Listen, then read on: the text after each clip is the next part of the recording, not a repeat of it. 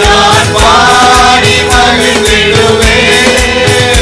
என் இயேசு கைதட்டி பாடுவோம். ஜீவிய காலமெல்லாம் அவர் பாதத்தில் அமர்ந்திருப்பேன். என் ஜீவிய காலமெல்லாம் அவர் பாதத்தில் அமர்ந்திருப்பேன். என் நேசிக்கும் தேவன் இயேசு என்றும் ஜீவிக்கிறார். அவர் நேற்றும் இன்றும் நாளை என்றும் மாறாதவர். அவர் நேற்றும் இன்றும் நாளை என்றும் மாறாதவர். தூற்றும் மாதரின் நடுவில் எங்களை கேட்டிட வந்திடுவார். தூற்றும் மாதரின் நடுவில் எங்களை கேட்டிட வந்திடுவார். கால்களே ஊன்றுகோலாய் காத்திட வந்திடுவார். கால்களே ஊன்றுகோலாய் காத்திட வந்திடுவார். நான் பாடி மகிழ்ந்திடுவேன். என் இயேசுவை துதித்திடுவேன். நான் பாடி மகிழ்ந்திடுவேன். என் இயேசுவை துதித்திடுவேன். என் ஜீவிய காலமெல்லாம் அவர் பாதத்தில் அமர்ந்திருப்பேன். என் ஜீவிய காலமெல்லாம் அவர் பாதத்தில் அமர்ந்திருப்பேன். நான் நேசிக்கும் தேவன் இயேசு என்றும் ஜீவிக்கிறார். அவர் நேற்றும் இன்றும் நாளை என்றும் மாறாதவர். அவர் நேற்றும் இன்றும் நாளை என்றும் மாறாதவர். நேசர் என்னோடு துணையாய் ஜீவிக்க நான் இனி கலங்கிடேன். நேசர் என்னோடு துணையாய் ஜீவிக்க நான் இனி கலங்கிடேன். எங்களுக்கு காவலவர் நானுடன் வருகிறேன். எங்களுக்கு காவலவர் நானுடன் வருகிறேன். நான் பாடி மகிழ்ந்திடுவேன். என் இயேசுவை துதித்திடுவேன். நான் பாடி மகிழ்ந்திடுவேன். என் இயேசுவை துதித்திடுவேன். என் ஜீவிய காலமெல்லாம் அவர் பாதத்தில் அமர்ந்திருப்பேன். என் ஜீவிய காலமெல்லாம் அவர் பாதத்தில் அமர்ந்திருப்பேன். நான் நேசிக்கும் தேவன் இயேசு என்றும் ஜீவிக்கிறார். அவர் நேற்றும் நாமத்தில் பிதாவே ஆமென். ஆமென். உட்காருங்கள். கர்த்தர் நல்லவர்.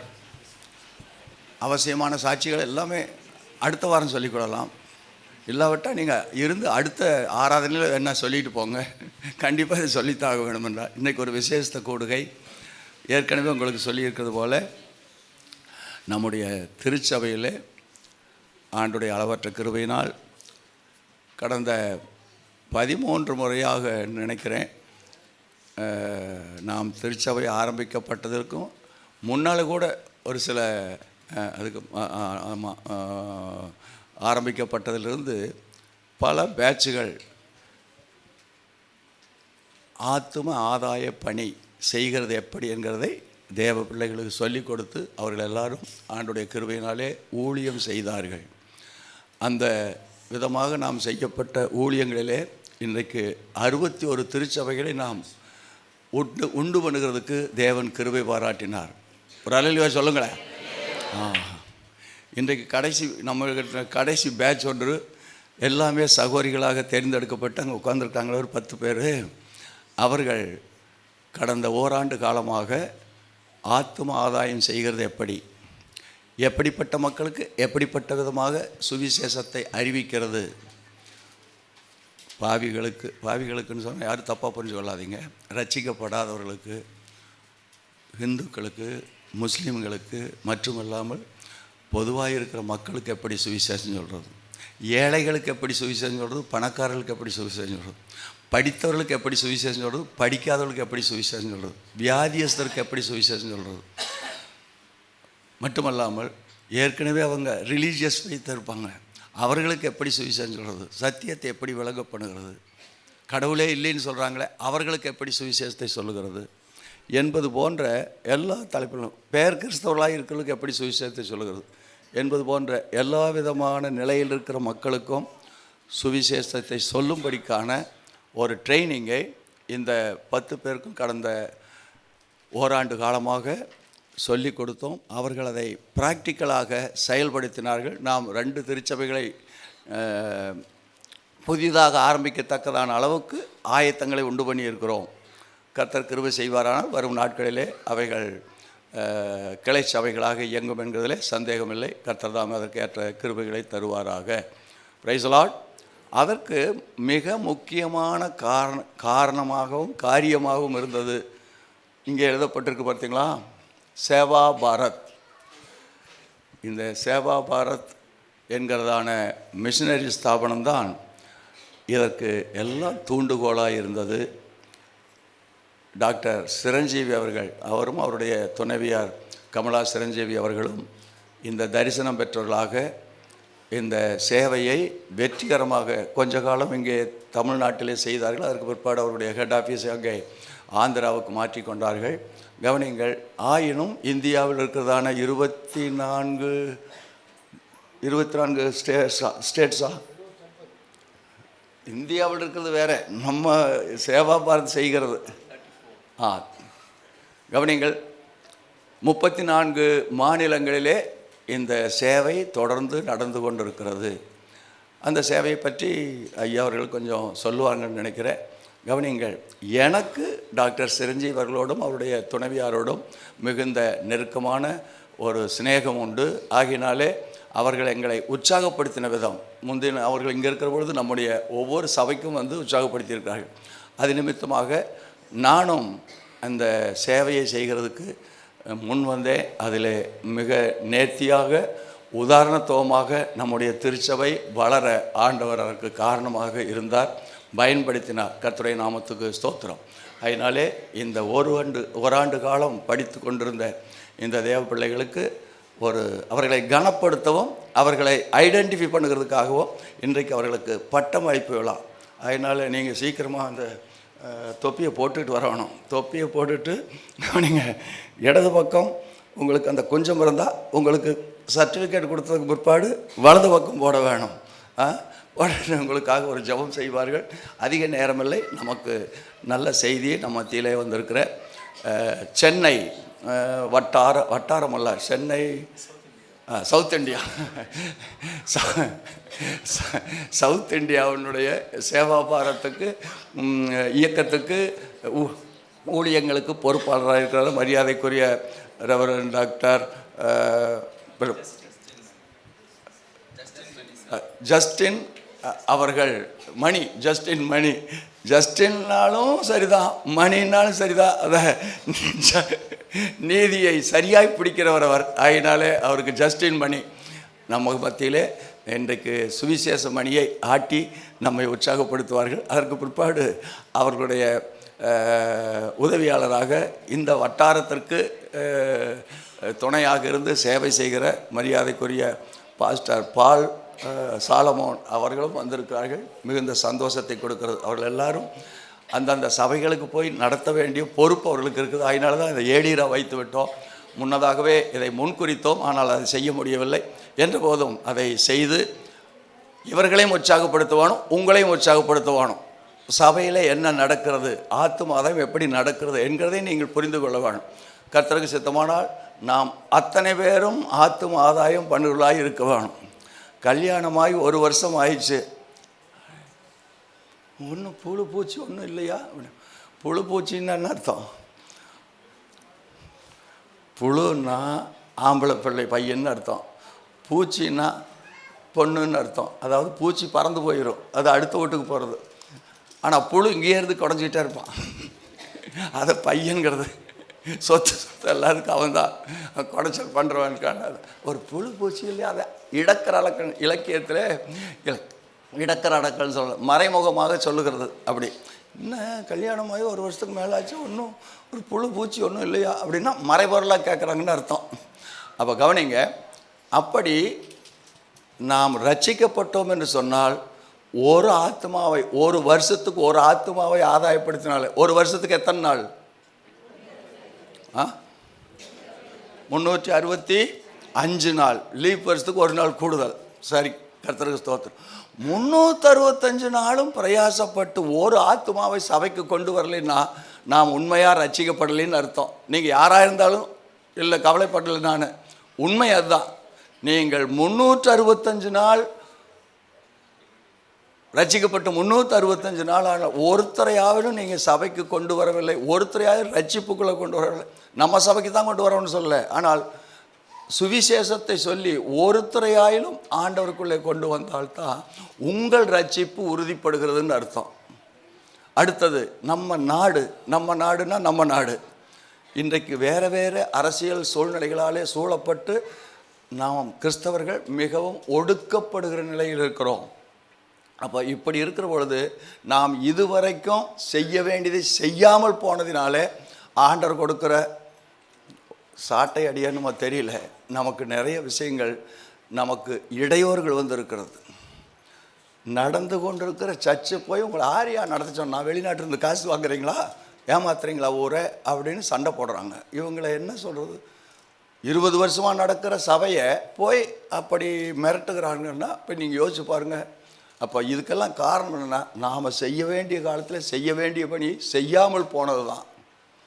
ஒன்றும் இல்லை, நம்ம நாட்டில் இப்போ ஜனத்தொகை எவ்வளவு சொல்லுங்கள்? 140 கோடி. 140 கோடி. கிறிஸ்தவர்கள் எத்தனை பேர் எவ்வளோ பேர் இருப்பாங்க நம்ம நாட்டில்? சும்மா சொல்லுங்கள், பெர்சன்டேஜ் சொன்னாலும் சரி. ஒரு 5% இருப்பாங்களா? ஒருத்தரும் தலையாட்டில் பாருங்கள். சரி, 5% வச்சுங்க. இந்த 5% people each one catch one வருஷம் முழுவதும் பிரயாசப்பட்டு ஒரு ஆத்மாவை ஆண்டவருக்குள்ளே கொண்டு வந்தால், நல்லா கவனிங்க, ஒரே வருஷத்தில் 5% 10% ஆயிரும். சரி, அடுத்தது அந்த 10% இருக்கணும்ல, இப்போது அடுத்த ஒரு வருஷத்தில் எவ்வளோ ஆகும்? 10% 20% ஆகும். 2 வருஷமாச்சா? இந்த 20% பீப்புள் ஆளுக்கு ஒருத்தர் ஒரு வருஷம் முழுவதும் பிரயாசப்பட்டு ஒருத்தரை ஆண்டவருக்குள்ளே கொண்டு வந்தால் 20% அடுத்த வருஷத்தில் எவ்வளோ ஆயிரும்? 40% ஆயிரும்.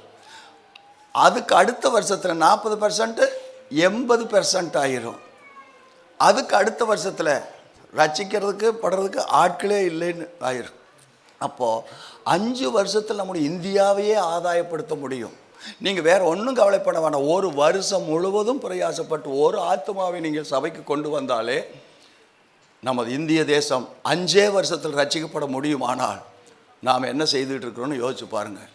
இதையெல்லாம் கூட சிந்திக்க வைக்கிறதுக்காகத்தான் இந்த மாதிரியான கூட்டம். ஏதோ வர்றீங்க, செய்தியை கேட்குறீங்க, அல்லேலூயா போடுறீங்க, பாஸ்டர்கிட்ட ஒரு ஜெபம் பண்ணிட்டு போயிடுங்க. இதோடு காரியம் முடிஞ்சிடறதில்லை. ஆனால் நம்முடைய தேசத்தை பற்றி நாம் கரிசனை கொள்ள வேண்டிய காலத்தில் கரிசனை கொள்ளாதனாலே இன்றைக்கு நெருக்கங்கள் அதிகமாகி கொண்டிருக்கிறது. வெளிநாட்டிலிருந்து வருகிற எல்லா உதவிகளும் நிறுத்தப்பட்டு விட்டது. அப்படின்னா நீங்கள் யோசிச்சு பாருங்கள். ஒரு உதாரணத்துக்கு சொல்லுகிறேன். இந்த சில்ட்ரன்ஸுக்கெல்லாம் உதவி செய்தாங்களா, அவங்க பேர் என்ன, அந்த ஆர்கனைசேஷன் பேர்? Compassion India. கம்பேஷன் இந்தியா என்கிற ஒரு ஸ்தாபனம் இந்திய தேசத்தில் 2 லட்சம் ஏழை குழந்தைகளுக்கு, தாய் தகப்பனற்ற ஏழை குழந்தைகளுக்கு உதவி செய்து கொண்டிருந்தது. உடனே நீங்கள் வெளிநாட்டு பணத்தில் இயங்குகிற இந்த இதுகள்லாம் செயல்படக்கூடாது என்று ஸ்டாப் பண்ணிட்டாங்க. வெளிநாட்டு பணத்தை ஸ்டாப் பண்ணிட்டாங்க. சரி, அப்போ என்ன செய்திருக்க வேணும்? இப்போது நம்ம சென்ட்ரலில் இருக்கிற எம்பிக்கள் ஏன் ஆளுக்கு 10 எத்தனை செலவு எத்தனை வருமானம் அவங்க சம்பாதிக்கிறாங்க, ஆளுக்கு 10 பிள்ளைகளை நான் உதவி செய்கிறேன் என்று சொல்லி செய்திருந்தால் எம்பிக்களெல்லாம் ஆளுக்கு 10 பேர்த்துக்கு உதவி செய்த 10 பிள்ளைகளை காப்பாற்றுறேன்னு சொல்லியிருந்தா இந்த 2 லட்சம் குழந்தைகளும் அனாதைகளாகவே இருப்பாங்களா? யோசிச்சு பாருங்க. அப்படி போய்கொண்டிருக்கிறது நமது தேசத்தினுடைய அரசியல் நிலைகள். அப்போது நீங்களும் நானும் விழிப்பு இல்லாவிட்டால் நாம் நம்மை இழந்து போய் நம்முடைய விசுவாசத்தை காத்துக்கொள்வதே பெரிய கஷ்டமாக போயிடும் நாளைக்கு. இன்றைக்கு இப்படிப்பட்ட காரியங்கள் எல்லாம், இப்படிப்பட்ட ஊழியங்கள் எல்லாம் நடக்கக்கூடாதபடி தடை பண்ணுகிறார்கள். நாளைக்கு நீங்கள் கிறிஸ்தவனாகவே இருக்கக்கூடாதுன்னு தடை பண்ணுறாங்க. அதுக்கும் சட்டம் ஏற்று போகிறாங்களா? எப்படி? கிறிஸ்தவனும் முஸ்லீம்களும் இந்திய தேசத்தில் இருக்கக்கூடாது, இந்தியாவுக்கே பேரை மாற்ற போகிறாங்களா? சரி, இதுக்கு மேலே அதெல்லாம் நான் சொல்ல வேண்டியதில்லை. நான் என்னவங்களே எங்களோட நீங்கள்லாம் பேப்பர் படிக்கிறவங்க. இப்போ செல்ஃபோனு கைபேசிக்குள்ளே எல்லா காரியமும் உங்களுக்கு தெரிய வருகிறது. இவைகளையெல்லாம் அறிந்தும் நாம் இன்னும் அசதியாக இருப்போமே ஆனால் நம்மை விட பரிதபிக்கப்படத்தக்கவர்கள் வேறு இல்லைங்கிறத மனதில் வைத்து கொள்ளுங்கள். கர்த்தர் நமக்கு உதவி செய்வாராக. இன்றைக்கு மீதியுள்ள நேரத்தை நமக்கு பிரயோஜனகரமாக மாற்றி ஆண்டவர் நமக்கு உதவி செய்யும்படியாக எல்லோரும் ஒரு கண்களை மூடி ஒரு சின்ன ஜெபம் செய்வோம். நல்ல பிதாவே, உங்களுடைய திருநாமத்தை நாங்கள் நன்றியோடு துதிக்கிறோம். இந்த அருமையான ஆசீர்வதிக்கப்பட்ட ஆராதனை வேளையிலே எங்கள் சிந்தனையை நீர் தொட்டிருக்கிறீர், தூண்டி விடுகிறீர், எங்களை உமது நாமத்து நிமித்தம் செயல்பட வைக்கிறீர். அதற்காக உமக்கு ஸ்தோத்திரம். எங்கள் மத்தியில் வந்திருக்க தேவதாசர்களை விசேஷமாக நீர் பயன்படுத்தி எங்களுக்கு நன்மையானதை ஆண்டவர் கற்றுக் கொடுக்கும்படி ஜெபிக்கிறோம். கர்த்தாவே, நீர் இந்த உலகத்துக்கு வந்து பாடுபட்டு மரித்து உயிர் தெழுந்து எங்களுக்கு கட்டளையிட்டு விட்டு போன இந்த கடைசி கட்டளையை நாங்கள் உண்மையும் உத்தமமாக நிறைவேற்றி எங்கள் தேசத்தை உமக்கு சொந்தமாக்குறதுக்கு உதவி செய்யும். கிருபை தர வேண்டும் என்று ஜெபிக்கிறோம். பொறுப்பெடுத்துக்கொள்ளும். மீதியுள்ள நேரத்திலும் கர்த்தாவே, கடந்த ஓராண்டு காலமாக உம்முடைய நாமத்து நிமித்தம் உம்முடைய சுவிசேஷ களத்தில் பிரயாசப்பட்ட இந்த 10 சகோதரிமார்களையும் கர்த்தர் கிருபையாக நினைத்து கொண்டு அவர்களை இந்த நாளிலே உற்சாகப்படுத்தியறலும், சபை நடுவே அவர்களை கனப்படுத்தியறலும், அவர்களுடைய ஜெபத்திற்கும் அவர்களுடைய உற்சாகமானதுக்கும் அவர்கள் செய்த சேவைக்கும் ஆண்டவரே தகப்பனே, இன்றைக்கு அவர்கள் ஒரு பாராட்டை பெற்றுக்கொள்ளப் போகிறார்கள். கர்த்தர் அதற்கு தேவையான கிருபைகளை தாரும். வந்திருக்க தேவதாசர்களோடு அவர்களை எங்களை மத்தியிலே பயன்படுத்தி உம்முடைய நாமத்தை மகிமைப்படுத்திக் கொள்ளும். இயேசுவின் நாமத்தில் பிதாவே, ஆமென், ஆமென், ஆமென். Price the Lord. கர்த்தர் நல்லவர். நம் மத்தியிலே சேவா பாரத் ஊழியங்களிலிருந்து சென்னை மாகாணத்தின் பொறுப்பாளராக இருக்கிற மரியாதைக்குரிய ஜஸ்டின் மணி ஐயா அவர்களுக்கு இப்பொழுது ஒரு சின்ன வஸ்திரத்தை கொடுத்ததன் மூலமாக அவரை கனப்படுத்துகிறோம். அல்லேலூயா. எல்லாம் நல்லா ஜோரா கைகளை தட்டுங்க. கர்த்தர் நல்லவர். நமக்கு வந்து நேரடியாக டீச்சிங் எல்லாம் செய்து உற்சாகப்படுத்தி பல விதத்தில் நமக்கு கோஆப்ரேட் பண்ண அவர் கோஆர்டினேட்டர் ஐயா அவர்கள்.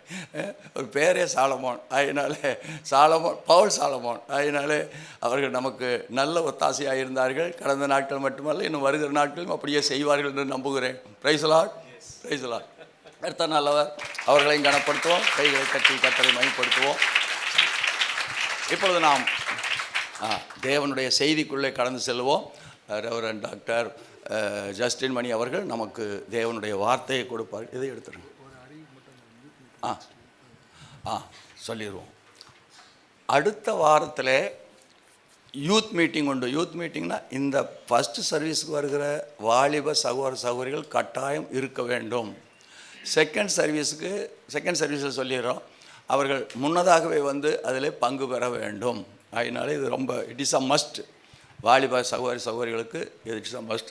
இந்த அடுத்த வாரம் ஞாயிற்றுக்கிழமையிலே மேலே வாலிப சகோதரிகளுக்காக கூட்டம் இருக்கும். இன்றைக்கு சண்டே ஸ்கூல் வேண்டாம், இருந்து கொள்ளுங்கள். கர்த்தர் நல்லவர். இன்றைக்கு இங்கே நடக்கிற காரியங்கள் எல்லாம் பாருங்கள், ஜெபியுங்கள், ஆசீர்வதிக்கப்படும். கர்த்தர் உங்களை ஆசீர்வதிப்பாராக. Price the Lord. இன்னொரு தடவை ஜோரா கைகளை தட்டி அவர்களுக்கு வரவேற்பு கொடுப்போம். எப்படி கையில் வச்சுக்கோங்க.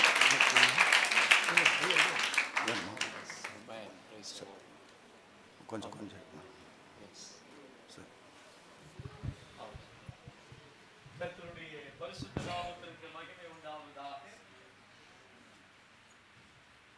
மகிழ்ச்சியான இந்த நாளிலே கர்த்தரின் ஜனங்களுக்கு முன்பதாக நான் நிற்பதிலே அதிக மகிழ்ச்சி அடைகிறேன். கர்த்தருடைய நாளிலே, கர்த்தரின் வீட்டிலே நாம் அனைவரும் கூடி வருவதற்கான தேவ கிருபையை கர்த்தர் நமக்கு அருளை செய்தார். அவருக்கே மகிமை உண்டாவதாக. நம்மில் ஆண்டவர் எப்போதும் மகிமைப்பட்டு கொண்டிருக்க வேண்டும்.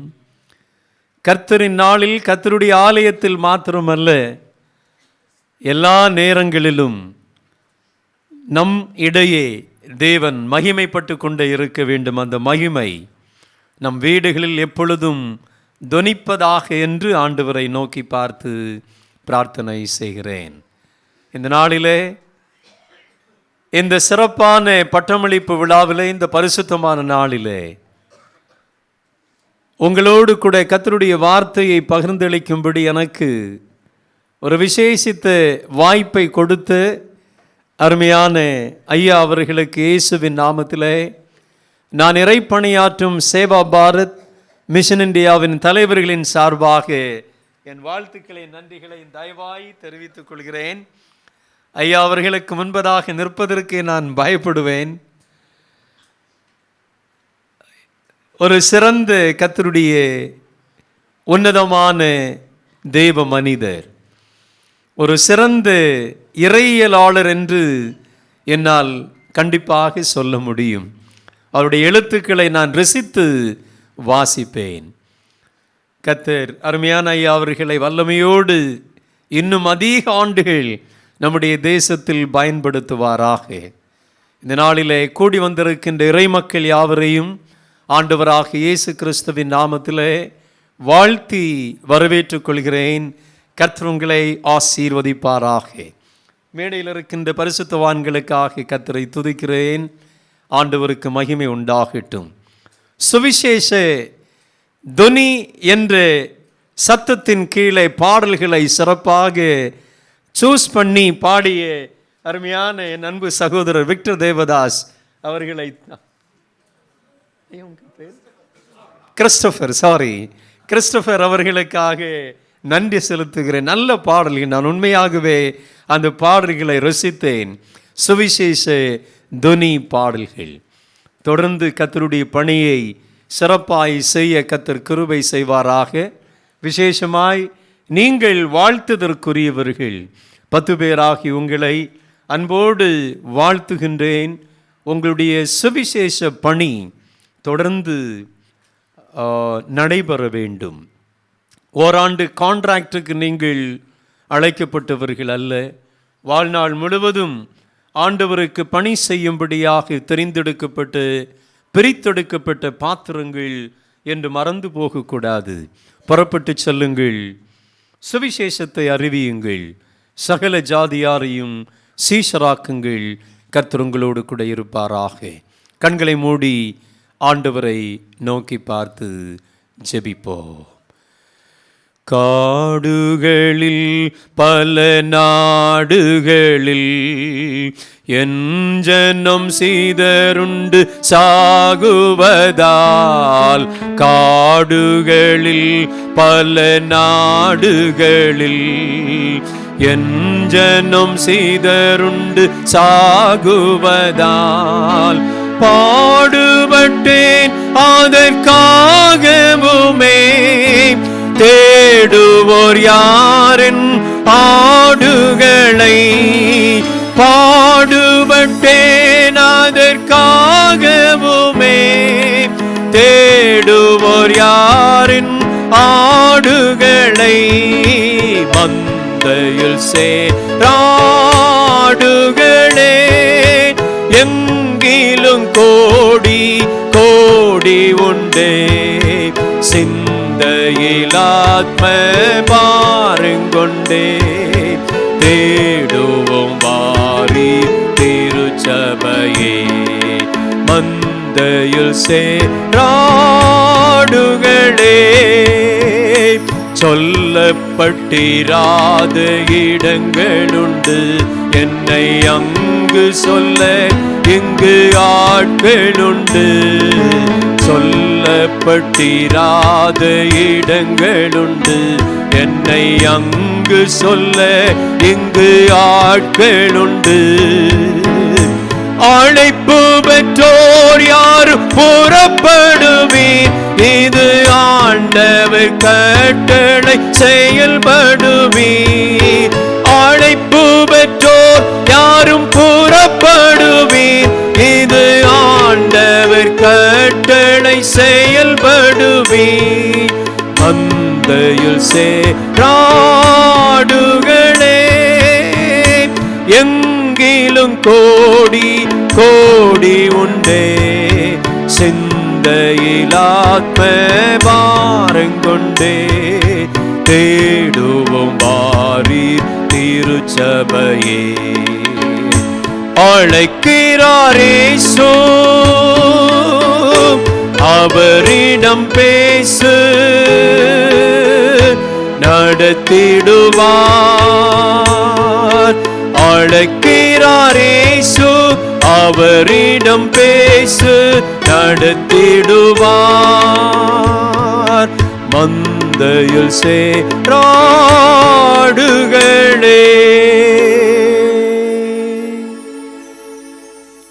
யாரை அனுப்புவேன்? யாரின் காரியமாய் போவான் என்று அழைக்கும் சத்தத்தை கேட்டேன். அடியேன் இருக்கிறேன், என்னை அனுப்பும் என்ற ஏசாயாவை போல ஆண்டவரே, திருச்சபையிலே இவ்விடத்தில் கூடி வந்திருக்கின்ற உம் ஜனங்கள் எல்லாம் உம் சத்தத்தை கேட்டு உம் பணி செய்வதற்கு ஆயத்தம் என்று தங்களை சமர்ப்பிக்க கிருபை செய்வீராக. சுவிசேஷத்தின் பிரதானம் என்ன என்று அருமையான ஐயா அவர்கள் மூலமாக இன்றைக்கு கேட்டோம். ஒரு வருடத்திலே ஒருவர் என்ற கணக்கிலே ஆண்டவரே, தெரிந்தெடுக்கப்பட்டிருக்கிற நாங்கள் எல்லாம் சுவிசேஷத்தை அறிவிப்போமானால் 5 வருடங்களிலே எங்கள் தேசத்திலே கர்த்தருடைய வார்த்தையை சொல்ல முடியுமே. ஆண்டவரே, நாங்கள் தூங்கி கொண்டிராதபடிக்கு உம்முடைய அழைப்பை ஏற்று எங்களுக்கு நியமிக்கப்பட்டிருக்கின்ற இடங்களிலே புறப்பட்டு செல்லவும், எங்கள் அயலகத்தோருக்கு கர்த்தருடைய வார்த்தையை சொல்லி அவர்களை தேவனுடைய ராஜ்யத்திற்கு அழைத்து கொண்டு வரவும் ஆண்டவர் கிருபை செய்வீராக. எங்களை தாழ்த்தி உம்முடைய சமூகத்தில் ஒப்படைக்கிறோம். கேட்கின்றவர்களாக அல்ல, கேட்கின்ற சத்தியத்தை எங்களுடைய வாழ்க்கையிலே உள்வாங்கிக் கொண்டு அந்த சத்தியத்தின் படியாக நடப்பதற்கான கிருபையை தார். எங்களை தாழ்த்தி உம்முடைய கரத்தில் ஒப்படைக்கின்றோம். உம்முடைய சத்தத்தை கேட்க கிருபை தார். இயேசுவின் நாமத்தில் தாழ்மையாய் ஜெபிக்கிறோம் ஜீவனுள்ள எங்கள் நல்ல பிதாவே, ஆமென். அன்புக்குரியவர்களே, இந்த நாளிலே அசாதாரணமான காரியத்தை செய்கின்ற தேவ மனிதன் என்ற தலைப்பிலே ஆண்டவருடைய வார்த்தையை உங்களோடு பகிர்ந்து கொள்ள ஆசிக்கிறேன். இன்னொரு விதத்திலே சொல்ல போனால், அசாதாரணமான காரியத்தை செய்கின்ற ஊழியக்காரிகள், ஊழியக்காரன் என்று எடுத்துக்கொள்ளலாம். அதாவது செய்ய முடியாததை செய்கின்ற இறை மக்கள். ஒருவேளை கேட்கலாம், பாஸ்டர், செய்ய முடியக்கூடியதை தானே நாங்கள் செய்ய முடியும், செய்ய இயலாததை நாங்கள் எப்படி செய்வோம்? அதை நீங்கள் செய்யும்படியாய் சொல்லுகின்றீர்களே, அது நியாயமா என்று ஒருவேளை இங்கிருக்கின்ற மக்கள் யாவரும் கேட்கலாம். அன்புக்குரியவர்களே, அனைவரும் செய்ய இயன்றதை செய்கின்றார்கள், அதில் மாற்று கருத்து கிடையாது. நம்முடைய அனுதின வாழ்க்கையிலே நமக்கு கொடுக்கப்பட்ட ரெஸ்பான்சிபிலிட்டிஸ், நமக்கு கொடுக்கப்பட்டிருக்கின்ற பொறுப்புகளை அனலுமின்றி குளிருமின்றி வெதுவெதுப்பான நிலைமையிலே, ஒரு உணர்வற்ற நிலைமையிலே நம்முடைய பணிகளை செய்து வருகின்றோம். ஆனால் ஆண்டவர் இன்றைக்கு அவருடைய சன்னிதானத்தில் கடந்து வந்திருக்கின்ற நம் அனைவரையும் பார்த்து, இல்லை என்றால் நம்ம எதிர்பார்க்கின்ற காரியம் என்னவென்றால், என் பிள்ளைகள் அசாதாரணமான காரியத்தை செய்ய வேண்டும் என்று எதிர்பார்க்கின்றார். யார் யாரெல்லாம் அசாதாரணமான காரியத்தை செய்ய வேண்டும் என்று வாஞ்சிக்கின்றார்களோ, துடிக்கின்றார்களோ, அதற்கென்று பிரயாசத்தை எடுத்துக் கொள்ளுகின்றார்களோ, அவர்களை கொண்டு தேவன் மகிமைப்படுவார். அவர்கள் மூலமாய் தேவனுடைய ராஜ்யம் கட்டி எழுப்பப்படும். தேவன் அவர்களில் பிரியப்படுவார். அவர்கள் மூலமாய் செய்ய போகின்ற காரியம் அசாதாரணமானதாக இருக்கும். இந்த 2024 ஆண்டிலே பிப்ரவரி மாதம் 18 பிரவேசிக்கும் கிருபைகளை கர்த்தர் கொடுத்திருக்கின்றார். ஒருவேளை இந்நாள் வரையிலும் நாம் அசாதாரணமான காரியம் என்ன என்பதை குறித்து சிந்தனை இல்லாதவர்களாய் காணப்படலாம். இன்றைக்கு உங்களோடு நான் சொல்ல விரும்புகின்றேன், கர்த்தர் இங்கு கூடி வந்திருக்கின்ற அனைத்து ஜனங்களின் மூலமாக அசாதாரணமான காரியத்தை செய்ய வேண்டும் என்று எதிர்பார்க்கின்றார். அன்புக்குரியவர்களே, வில்லியம் கேரியை குறித்து நாம் அனைவரும் அறிந்திருக்கின்றோம். சாதாரணமான ஒரு செருப்பு தைக்கக்கூடிய ஒரு பணியாளன் என்று அறிந்திருக்கின்றோம். அவருடைய அந்த செருப்பு தைக்கின்ற பட்டறையிலே, அவருடைய தொழில் செய்யக்கூடிய அந்த பட்டறையின் எதிர்ச்சுவரிலே ஒரு உலக வரைபடத்தை தொங்க விட்டிருப்பார். வேலை செய்து கொண்டு அந்த உலக வரைபடத்தை தன்னுடைய கண்கள் நோக்கியதாய் கை வேலை செய்து கொண்டே இருக்கும். ஆனால் அவருடைய கண்களும் அவருடைய இதயமும் அந்த மேப்பை பார்த்ததாக ஜெபித்து கொண்டே இருக்குமாம். ஒவ்வொரு நாடுகளுடைய பெயரை சொல்லி சொல்லி பாரத்தோடே தாகத்தோடே ஏக்கத்தோடே, ஆண்டவரே இந்த தேசத்தை சந்தியும், இங்கு வாழ்ந்து கொண்டிருக்கின்ற அனைத்து மக்களும் இயேசுவின் அன்பை அறிவார்களாக என்று சாதாரண செருப்பு தைத்து கொண்டு வந்ததானே வில்லியம் கேரி ஜெபிப்பது வழக்கம். இந்தியா தேசத்திற்கு ஜெபிக்கக்கூடிய அந்த நேரம் வரும்போது அவர் என்ன செய்வாராம்? வேலை அப்படியே தூக்கி போட்டுவிட்டு எழுந்து ஓடோடி போய் அந்த மேப், அந்த உலக வரைபடத்திற்கு முன்பதாக முழங்கால் படியிட்டு தன்னுடைய கரத்தை இந்தியா வரைபடத்தின் மேலே இறுக பற்றி கொண்டு, ஆண்டவரே இந்த தேசத்தை சந்தியும். காரணம், இந்தியா தேசத்திலே 33 கோடி தேவர்களும் தேவதைகளும் வாழ்ந்து கொண்டிருக்கிறார்கள். வில்லியம் கேரியுடைய நாட்களிலே அன்றைக்கு இந்தியா தேசத்துடைய மக்கள் தொகை அரௌண்ட் 80 crores, இன்றைக்கு 140 கோடியை தாண்டிவிட்டது என்று சொல்லி பார்க்கின்றோம். ஆக அவருடைய நாட்களிலே 3 பேருக்கு ஒரு கடவுளை சொந்தமாக்கிக் கொள்ளலாம். அப்பேற்பட்டு இருள் சூழ்ந்த நிலைமைதான் இந்தியா தேசத்திற்கு இன்றைக்கு அந்த நிலைமைதான் பிரியமானவர்களே. ஆக அவருடைய பாரம் எல்லாம் இந்தியா தேசம் சந்திக்கப்பட வேண்டும்.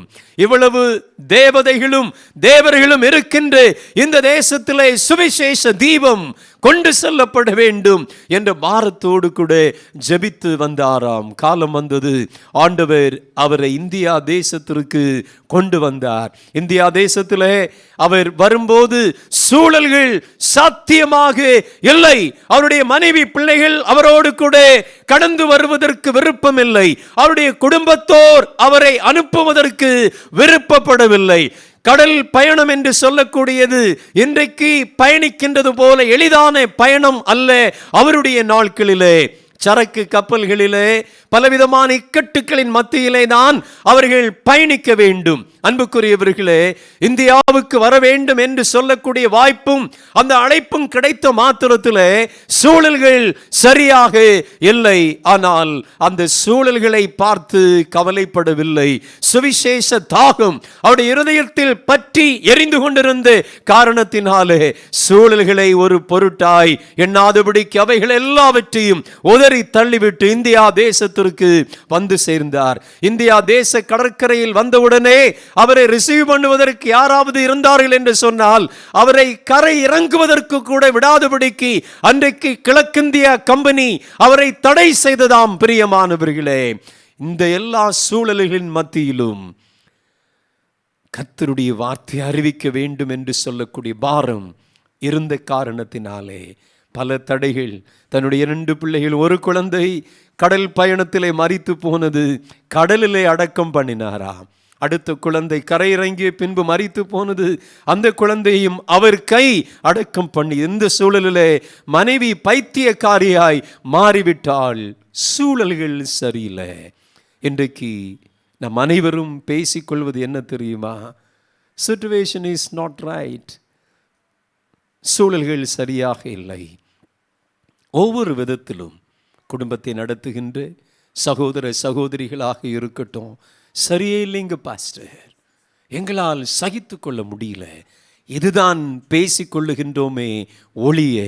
சூழல்கள் எவைகளாய் இருந்தாலும் பரவாயில்லை, எனக்கு கொடுக்கப்பட்டிருக்கின்ற பொறுப்புகளிலே நான் சரியான விதத்திலே நடந்து கொண்டு என்னுடைய கடமைகளையும் தேவன் எனக்கு அருளி கொடுத்திருக்கின்ற இந்த சுவிசேஷ பணியையும் செய்ய வேண்டும் என்று சொல்லக்கூடிய உணர்வு யார் யாருக்கெல்லாம் இருக்கின்றதோ அவர்களை கொண்டு தேவன் அசாதாரணமான காரியத்தை செய்வார் என்பதில் சந்தேகமில்லை. ஆனால் நம்ம சூழல்களை பார்ப்போம் என்று சொன்னால் எதையும் சாதிக்கவே முடியாது. யார் யாரெல்லாம் அசாதாரணமான காரியத்தை செய்வார்கள் என்றால், முதலாவதாய் கர்த்தருடைய வார்த்தையை அப்படியே எடுத்துக்கொள்ளக்கூடியவர்கள் அசாதாரணமான காரியத்தை செய்வார்கள். வாசிக்கலாம். யோசுவாவின் புஸ்தகம் 1ஆம் அதிகாரம் அதனுடைய 1ஆம் வசனத்தையும் 2ஆம் வசனத்தையும் வாசிக்கலாம். கர்த்தருடைய தாசனாகிய மோசே மரித்த பின்பு கர்த்தர் மோசேயின் ஊழியக்காரனான நூனின் குமாரன் யோசுவாவை நோக்கி,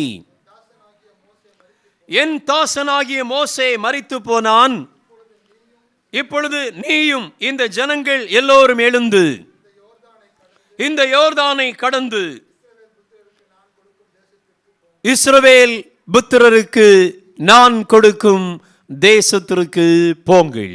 அன்புக்குரியவர்களே, இந்த வார்த்தையை தேவன் யோசுவாவோடு சொல்லும்போது சூழல்கள் சாதகமாக இல்லை, சூழல்கள் எளிதாய் இல்லை. பிரியமானவர்களே, தன்னுடைய தலைவன் மிக சிறப்பான படிப்பை படித்தவன் என்று சொல்லி பார்க்கின்றோம்.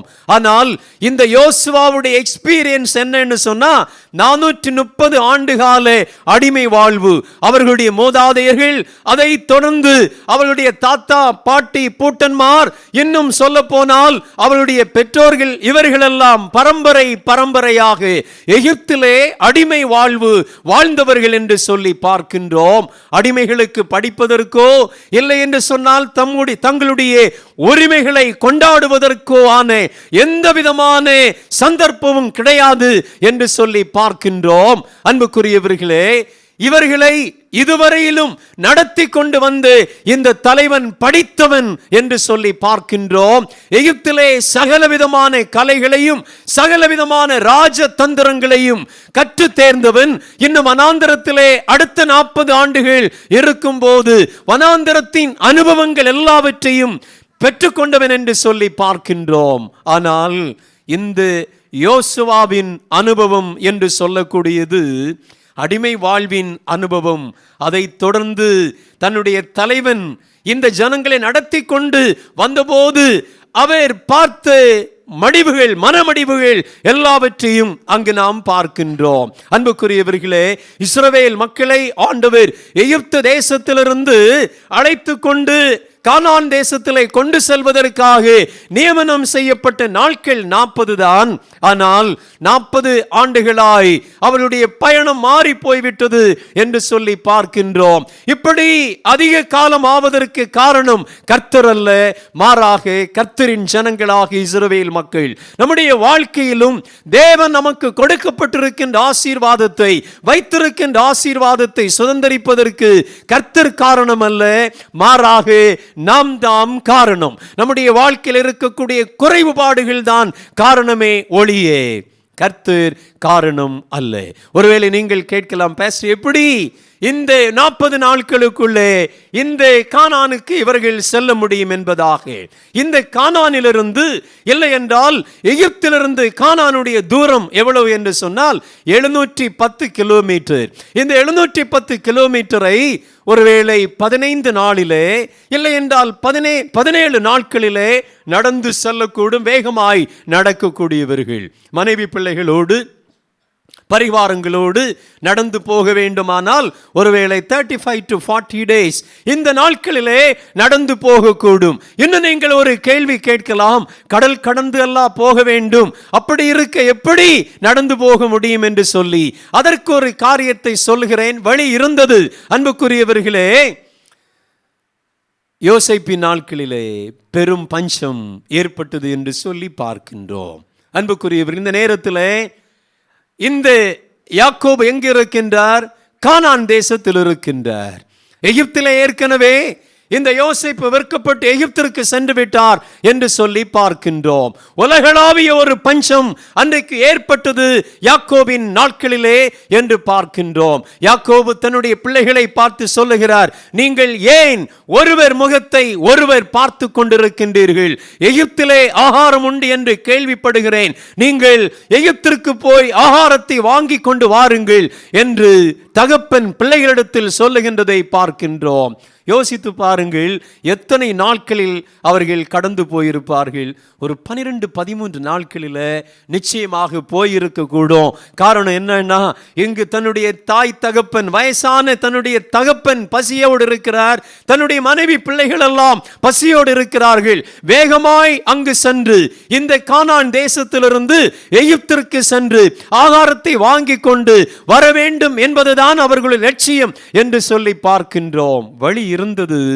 இந்த ஜனங்கள் அன்புக்குரியவர்களே அங்கு கடந்து செல்வதற்கு கர்த்தர் காரணம் அல்ல, மாறாக இவர்களுடைய இருதய கடினமும் ஆண்டவரை வழியிலே பரீட்சை பார்த்து ஆண்டவருக்கு விரோதமாக கலகம் பண்ணின காரணத்தினாலே ஆண்டவர் அவர்களை சுற்றி நடக்கும்படியாய் பலவிதமான கஷ்டங்களின் வழியாய் இக்கட்டுகளின் வழியாய் நடக்க வைத்தார் என்று சொல்லி பார்க்கின்றோம். அன்புக்குரிய கர்த்தருடைய ஜனங்களே, 2024 ஆண்டு பிப்ரவரி மாதம் 18ஆம் தேதியிலே கர்த்தர் நம்மை கொண்டு நிறுத்தி இருக்கிறார். இந்த நேரத்தில் தேவன் நமக்கு நியமனம் செய்து வைத்திருக்கின்ற ஆசீர்வாதத்தை பெற்றுக்கொள்வதற்காக நாம் கர்த்தருடைய வார்த்தையை, கர்த்தர் சொன்னால் ஆகும் என்று சொல்லக்கூடிய வார்த்தையை பிடித்துக் கொள்வோம் என்று சொன்னால் தேவன் நம்மை கொண்டு பெரிய காரியத்தை செய்வார். அன்புக்குரியவர்களே, இந்த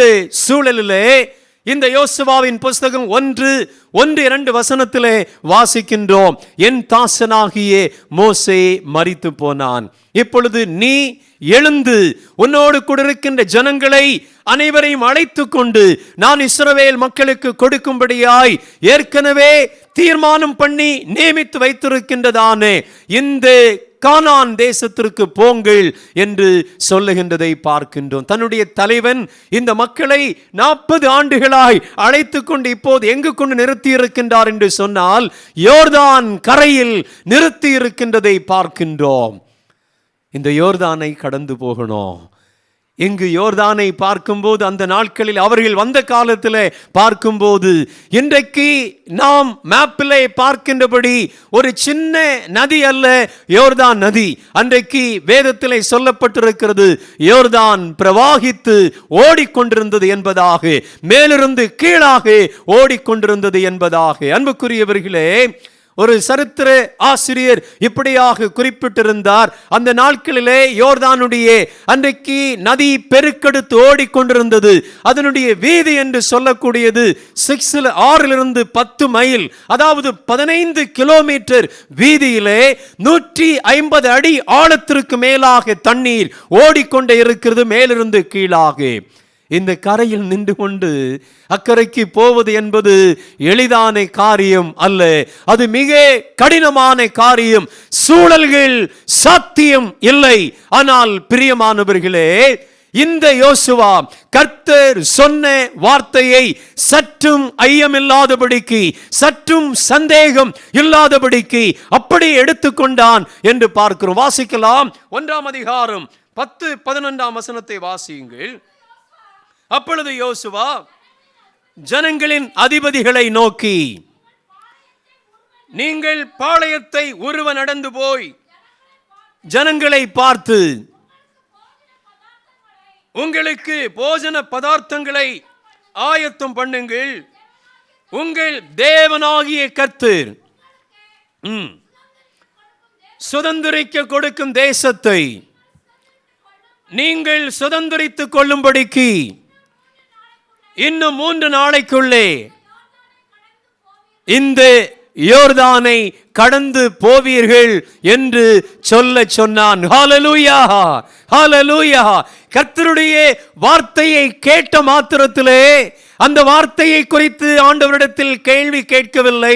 ஆண்டவரே, சந்தர்ப்பங்கள் சரியில்லையே, யோர்தான் பிரவாகித்து ஓடிக்கொண்டிருக்கின்றதே, எப்படி இந்த யோர்தானை கடந்து போக முடியும் என்று ஆண்டவரிடத்தில் கேள்வி கேட்கவில்லை.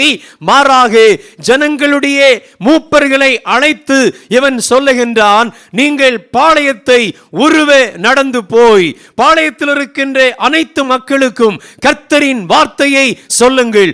இன்னும் 3 நாளைக்குள்ளே நாம் அனைவரும் இந்த யோர்தானை கடந்து போவோம்.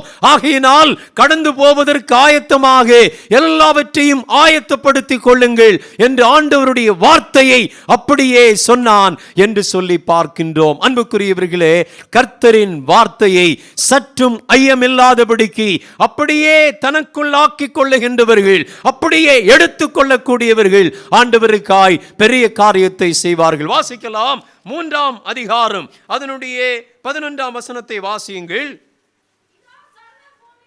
இதோ சர்வ பூமிக்கும் ஆண்டவராயிருக்கின்றவருடைய உடன்படிக்கை பெட்டியை உங்களுக்கு முன்னே யோர்தானிலே போகின்றது. வாசிங்கம்மா.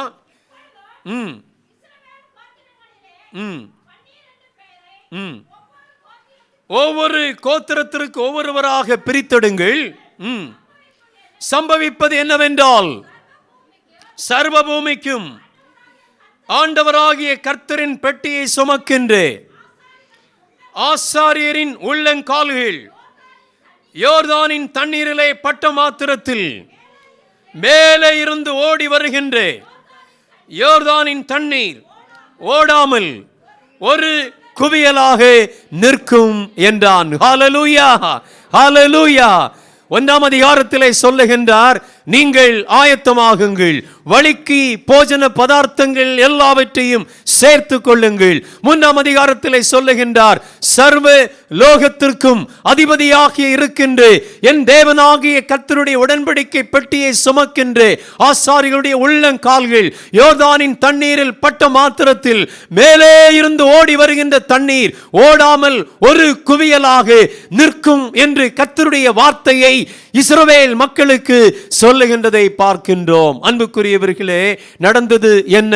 யோர்தானின் தண்ணீர் குவியலாய் நின்றது. இந்த உடன்படிக்கை பெட்டியை சுமக்கின்ற ஆசாரிகளுடைய உள்ளங்கால்கள் யோர்தானின் தண்ணீரில் பட்ட மாத்திரத்திலே தண்ணீர் குவியலாய் நின்றது என்று சொல்லி பார்க்கின்றோம்.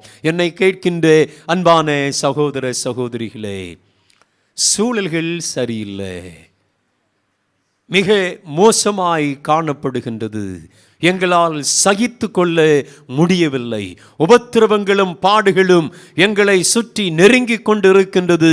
எங்களுக்கு நம்பிக்கைக்கு வாய்ப்பே இல்லை என்று சொல்லி நாம் யோசித்து கொண்டிருக்கின்றோம். அன்புக்குரியவர்களே, ஆண்டவர் நம்மை பார்த்து சொல்லுகின்றார், அவருடைய வார்த்தையாகிய ஆவியின் பட்டயத்தை பிடித்து கொள்ள வேண்டும் என்று கர்த்தர் நம்மை பார்த்து சொல்லுகிறார். ஏசாயா தீர்க்கதரிசியின் புஸ்தகம் 55ஆம் அதிகாரம் அதனுடைய 10-11ஆம் வசனம் என்று நினைக்கின்றேன். வாசிக்கலாம்.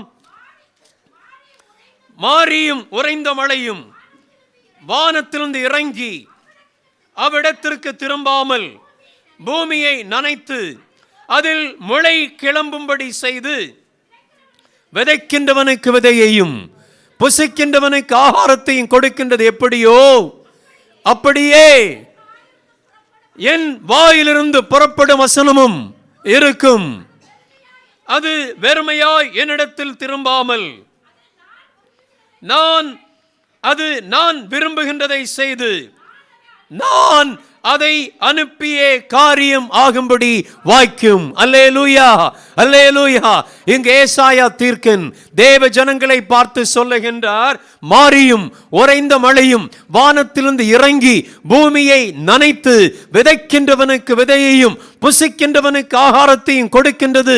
எப்படியோ அப்படியே என் வாயிலிருந்து ஒரு வார்த்தை அனுப்பப்பட்டால் அந்த வார்த்தை அனுப்பும், அந்த வார்த்தை அப்படியே செய்யும். நான் எதற்காய் அந்த வார்த்தையை அனுப்பினேனோ அந்த வார்த்தை அப்படியே செய்யும் என்று இங்கு சொல்லப்பட்டிருக்கின்றதை பார்க்கின்றோம். அன்புக்குரிய கர்த்தருடைய ஜனங்களே, ஆண்டவர் நமக்கு அவருடைய வேத வசனமாகிய ஆவியின் பட்டயத்தை நமக்கு கொடுத்திருக்கின்றாரே, இந்த வசனம் நமக்குரியவைகளாய் காணப்படுகின்றதா என்று யோசித்து பாருங்கள். அன்புக்குரிய கர்த்தருடைய ஜனங்களே, இன்றைக்கு உங்களை பார்த்து சொல்லுகிறேன், கர்த்தருடைய வார்த்தையை அப்படியே கிரகித்து கொள்ளுகின்றவர்கள், கர்த்தருடைய வார்த்தையை அப்படியே பிடித்து கொண்டு கர்த்தருக்காய் நிற்கின்றவர்கள் ஆண்டவருக்காய் பெரிய காரியத்தை செய்வார்கள். இங்கு இன்றைக்கு கூடி வந்திருக்கின்ற அனைத்து மக்கள் மூலமாய் நீங்கள் விசுவாசிக்கின்ற காரியம் அப்படியே நடப்பதாக என்று ஆண்டவரை நோக்கி பார்த்து பிரார்த்தனை செய்கின்றேன். ஐயமில்லாமல், சற்றும் சந்தேகம் இல்லாமல் கர்த்தருடைய வார்த்தை ஜீவன் உள்ளது, ஆண்டவருடைய வார்த்தை வல்லமை உள்ளது. ஆண்டவர் ஒரு வார்த்தையை அனுப்பி இருக்கின்றாரானால், ஆண்டவர் எனக்கு வாக்குத்தத்தத்தின் மூலமாய் அநேகத்தை சொல்லி இருப்பார் என்று சொன்னால், அந்த வார்த்தை என்னுடைய வாழ்க்கையில் பலிக்கும், அது என்னுடைய வாழ்க்கையில் நிறைவேறும். அந்த வார்த்தையை நான் சற்றும் சந்தேகப்படாமல் எடுத்துக் கொள்ளுகின்றேன் என்று சொல்லக்கூடிய நம்பிக்கை நமக்கு இருக்கும் என்றால் ஆண்டவர் நம் வாழ்க்கையில் அசாதாரணமான காரியத்தை செய்வார். இரண்டாவதாக, தரிசனம் உடையவர்கள் அசாதாரணமான காரியத்தை செய்வார்கள். நமக்கு ஒரு தரிசனம் வேண்டும்.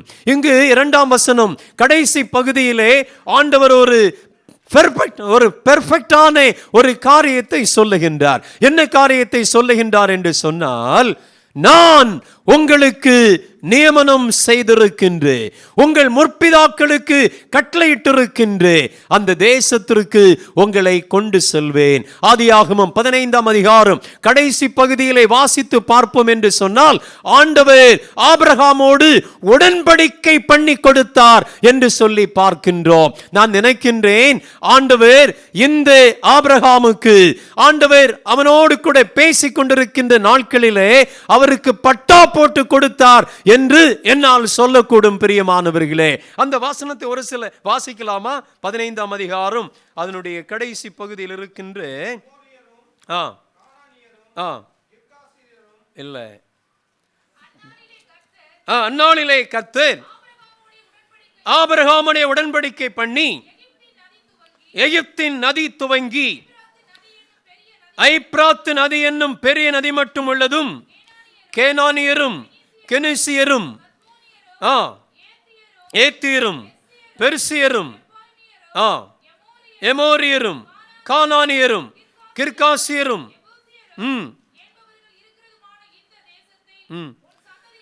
உன் சந்ததிக்கு கொடுத்தேன் என்றார். அன்புக்குரியவர்களே, ஆதியாகமம் 15ஆம் அதிகாரத்தில் தானே ஆண்டவர் ஆபிரகாமுக்கு இந்த தேசத்தை, கானான் தேசத்தை உடன்படிக்கை பண்ணி கொடுத்தார் என்று உடன்படிக்கையை குறித்து அங்கு சொல்லப்பட்டிருக்கின்றது.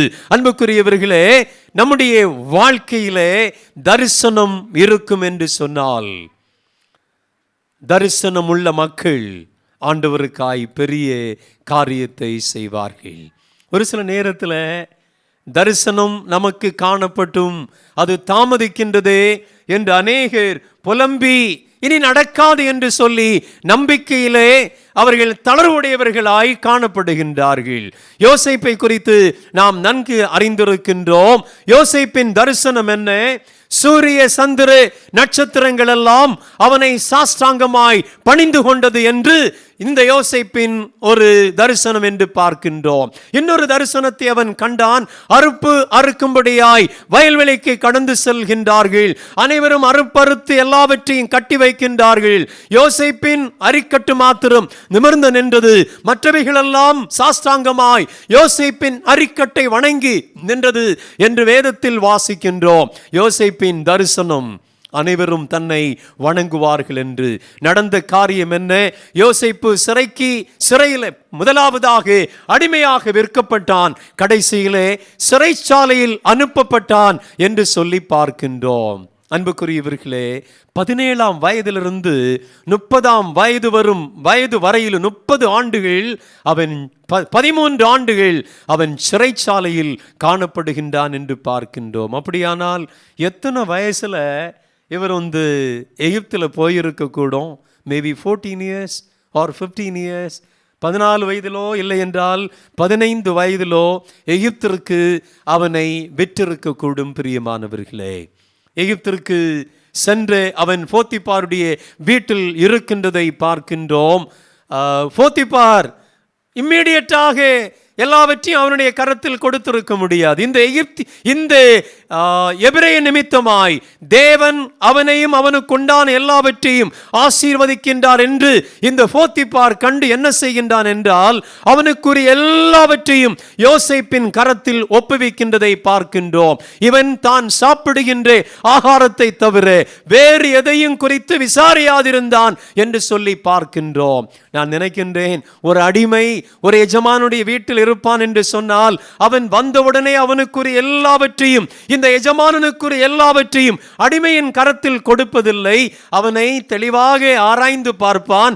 உண்மை உள்ளவனா, இவனிடத்தில் உண்மையான காரியங்கள் இருக்கின்றதா என்று ஆராய்ந்து பார்த்துதான் கொடுத்திருக்க கூடும். நான் நினைக்கின்றேன், குறைந்தது 2 வருடமாவது இந்த போத்திபாருடைய வீட்டிலே இவன் இருந்திருக்க கூடும் என்று என்னுடைய நம்பிக்கை.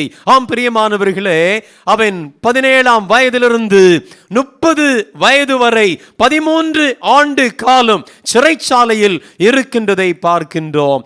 யோசேப்புடைய நம்பிக்கையெல்லாம் போயிருக்கலாம். 11ஆவது வருடத்திலே, அவனுடைய சிறையிருப்பின் 11ஆவது வருடத்திலே 2 ஹை அபிஷியல்ஸ் இந்த சிறைச்சாலைக்கு வருகிறார்கள். பானபாத்திரக்காரருடைய தலைவனும் சுயம்புவாகிகளுடைய தலைவனும் ஆகிய 2 உன்னதமான அதிகாரிகள் இந்த சிறைச்சாலைக்கு வருகின்றார்கள். அவர்கள் கண்ட தரிசனத்திற்கு சரியான வியாக்கியானத்தை இந்த யோசேப்பு சொல்லுகின்றதை பார்க்கின்றோம். யோசேப்பு இந்த பானபாத்திரக்காரனுடைய தலைவனை பார்த்து சொல்லுகின்றான், நீ ராஜாவை சேவிக்கும் போது என்னை குறித்து ராஜாவிடத்தில் சொல்லுவதற்கு மறந்து போகாதே. நான் எந்த விதமான தவறும் செய்யவில்லை. நான் ஒரு நிரபராதி, குற்றமில்லாத காரியத்திற்காக தவறு நான் செய்யவில்லை.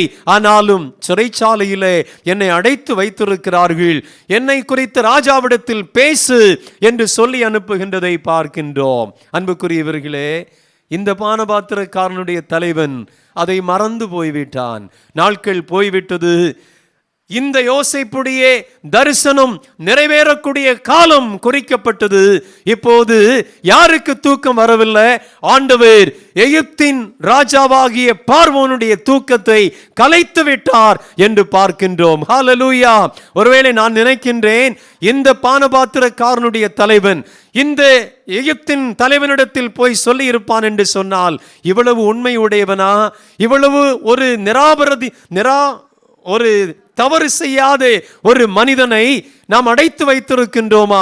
அவனை கொண்டு வாருங்கள், ஒரு வேலை போட்டு கொடுப்போம் என்று ஒருவேளை அவனுக்கு ஒரு வேலை போட்டு கொடுக்கலாம். ஆனால் அன்புக்குரியவர்களே, ஆபகுக் 2ஆம் அதிகாரம் 2-3 வசனத்திலே சொல்லப்பட்டிருக்கிறது, தரிசனம் குறித்த காலம். வாசிக்கிறீங்களா? ஆபகுக் 2ஆம் அதிகாரம் 2-3 வசனத்தை எடுத்தவர்கள் வாசிக்கலாம். குறித்த காலத்திற்கு தரிசனம் இன்னும் வைக்கப்பட்டிருக்கிறது. முடிவிலே அது விளங்கும். அது பொய் சொல்லாது. அது தாமதித்தாலும் அதற்கு காத்திரு. அது நிச்சயமாய் வரும். அது தாமதிப்பது இல்லை. தரிசனம் குறித்த காலத்திற்கு வைக்கப்பட்டிருக்கின்றது. அது தாமதித்தாலும் அதற்கென்று காத்திரு. அது ஏற்ற காலத்திலே, தேவன் நியமித்த காலத்திலே அது நிறைவேறும் என்று சொல்லி இந்த வார்த்தை நமக்கு சொல்லுகின்றது. அன்பான தேவ ஜனங்களே, நம்முடைய வாழ்க்கையிலே தரிசனம் உண்டானால், இன்றைக்கு அநேகருடைய தரிசனம் எப்படி இருக்கிறது தெரியுமா? கிரியை இல்லாததாக இருக்கிறது. கிரியை இல்லாத விசுவாசம் செத்து போனது. அப்படிதானே? அதாவது இன்றைக்கு அநேக தங்களுடைய வாழ்க்கையிலே பெரிய பெரிய தரிசனங்களை எல்லாம் எழுதி வைத்திருப்பார்கள், இப்படியாக இருக்கணும் அப்படியாக இருக்கணும் என்பதாக. ஆனால் அந்த தரிசனத்தை சென்றடைவதற்கான கிரியை அவர்கள் நடப்பிப்பது இல்லை. பிள்ளைகளை பார்த்து சொல்லுகிறேன், கவனியுங்கள். தம்பிங்களே, கொஞ்சம் கவனிக்கிறீங்களா? நீங்க விளையாடிட்டு இருக்கிறீங்க, கொஞ்சம் கவனிக்கிறீங்களா? கொஞ்சம் கவனித்தனால உங்களுக்கு தான் சொல்றேன். அன்புக்குரிய பிள்ளைகளை பார்த்து சொல்லுகிறேன், உங்களுக்கு ஒருவேளை ஒரு டாக்டர் ஆகலாம், ஒரு ஐஏஎஸ் ஐபிஎஸ் அதிகாரி ஆகணும், இல்லைன்னு சொன்னா உலகில உன்னதமான நிலைமையில இருக்கணும் அப்படின்னு சொல்லிட்டு பிள்ளைகளாக இருக்கட்டும், வாலிபர்களாக இருக்கட்டும், உங்களுடைய தரிசனம் அப்படியாக இருக்கலாம். ஆனால் அந்த தரிசனம் இருப்பது நல்லது. ஆனால் அந்த தரிசனம் நிறைவேற வேண்டும் என்று சொன்னால் அனுதினம் அவர்களுக்கு செய்ய வேண்டிய கடமைகள் உண்டு. அனுதின கடமைகளை அவர்கள் அதனதன் நேரத்திலே சரியாய் செய்து முடிப்பார்கள் என்றால் அந்த தரிசனத்திலே சென்றடைவார்கள். எந்த கிரியையும் இல்லாதபடிக்கு நான் அந்த இடத்திலே சென்று அடைய வேண்டும் என்று யோசித்துக் கொண்டிருப்போம் என்று சொன்னால் கிரியை இல்லைங்க. கிரியை இல்லாத விசுவாசம் செத்து போனது என்று வேதத்தில் சொல்லப்பட்டிருக்கின்ற வண்ணமாய் நம்முடைய வாழ்க்கையிலே தரிசனத்தை கர்த்தர் கொடுத்திருப்பார் என்று சொன்னால், தரிசனம் இருக்கின்றது ஆகையினால் நிறைவேறும் என்று சொல்லி அதற்காக பிரயாசப்படாமல் இருப்போம் என்று சொன்னால் அந்த தரிசனத்தினால் பிரயோஜனமே கிடையாது.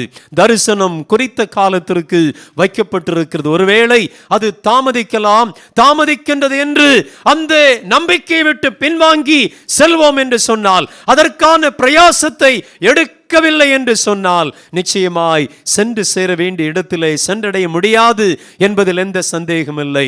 யோசேப்புக்கு இப்போது நடந்தது என்ன?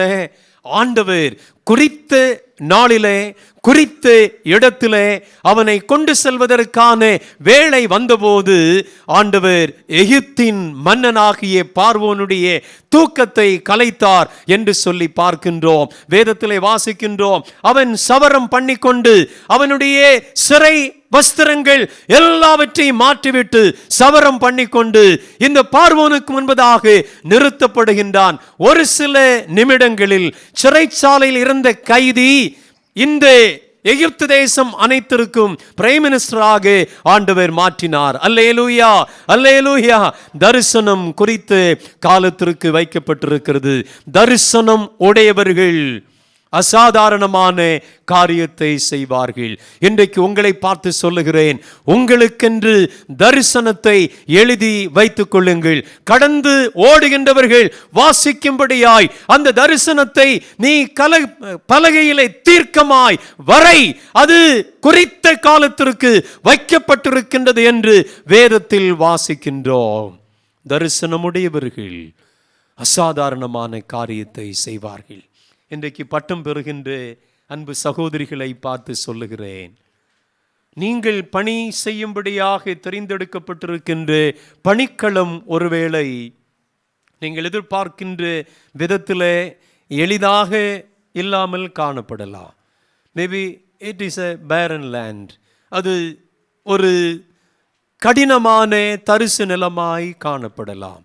ஆனால் பிரியமானவர்களே, உங்களுடைய பிரேயர் வாக், உங்களுடைய தாகம், உங்களுடைய பாரம், உங்களுடைய கண்டினியூஸ் ஃபாலோ அங்கு இருக்கும் என்று சொன்னால் கர்த்தர் எந்த தரிசு நிலத்தையும் உடைக்க வல்லவராக இருக்கிறார். அல்லேலூயா. இவர்கள் மாத்திரமல்ல, கர்த்தருடைய ஊழியத்தை செய்யும்படி அழைக்கப்பட்டவர்கள். இங்கு கூடி வந்திருக்கின்ற அனைத்து மக்களிடத்திலும் ஆண்டவர் எதிர்பார்க்கின்றது என்னவென்றால், அவருடைய வார்த்தையை நம்மை சூழ்ந்திருக்கின்ற மக்களுக்கு, பணியாற்றுகின்றவர்கள், உங்கள் பணிக்களத்தில் இருக்கக்கூடிய மக்களுக்கு, உங்களோடு கூட பணியாற்றக்கூடிய சக மனிதர்களோடு சுவிசேஷத்தை சொல்லும்படியாய் கர்த்தர் எதிர்பார்க்கின்றார். அன்புக்குரிய கர்த்தருடைய பிள்ளைகளை, தரிசனம் எல்லாம் குறித்த காலத்திற்கு வைக்கப்பட்டிருக்கிறது. தரிசனம் உடையோர், தரிசனம் உடையோர் அசாதாரணமான காரியத்தை செய்வார்கள். மூன்றாவதாக, கர்த்தருடைய சத்தத்தை கேட்போர் அசாதாரணமான காரியத்தை செய்வார்கள். ஆண்டவரின் சத்தத்தை நாம் கேட்க என்னுடைய நேரம் முடிந்து விட்டது. கர்த்தருடைய சத்தத்தை கேட்கின்றவர்கள் அசாதாரணமான காரியத்தை செய்வார்கள்.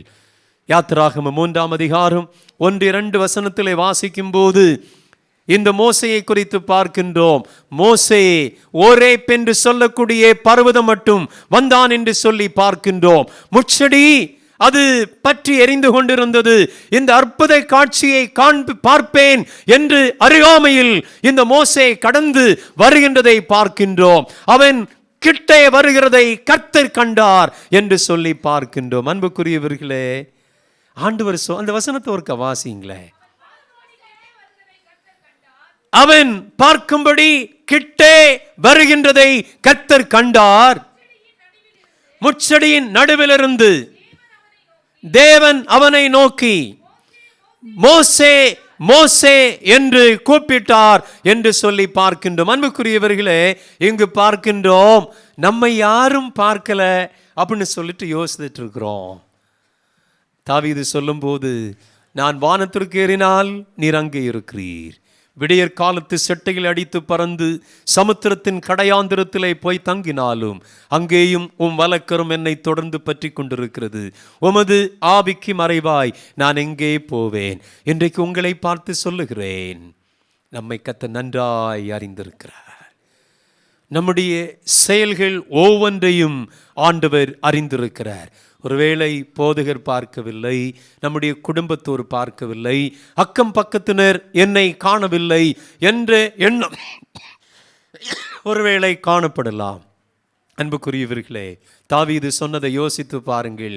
வானத்திற்கேறினால் நீர் அங்கே இருக்கின்றீர், விடியற் காலத்து செட்டையில் அடித்து பறந்து சமுத்திரத்தின் கடையாந்திரத்தில் போய் தங்கினாலும் அங்கேயும் உம் வலக்கரம் என்னை தொடர்ந்து பற்றி கொண்டிருக்கிறது. உமது கண்களுக்கு மறைவாய், உமது ஆவிக்கு மறைவாய் நான் எங்கே போவேன்? அன்புக்குரியவர்களே, மறைத்து கொள்ளவே முடியாது. கர்த்தர் நம்மை காண்கின்ற ஆண்டவராக இருக்கிறார்.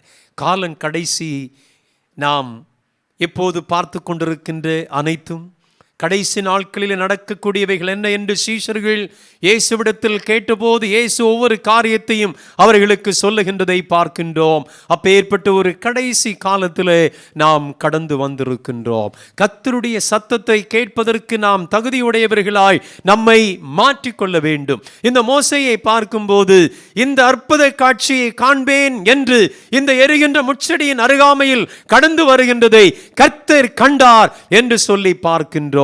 கர்த்தருடைய சத்தத்தை கேட்கின்றவனாய் காணப்பட்டான். அன்புக்குரியவர்களே, 120ஆம் வயதிலே அவன் பிஸ்காவின் கொடுமுடியில் ஏறி ஆண்டவர் அவனை மரிக்க பண்ணுகின்றது வரையிலும். ஏன் அதை சொல்லுகின்றேன் என்று சொன்னால், இந்த மோசே இப்போது என்ன சொல்லுகின்றான்?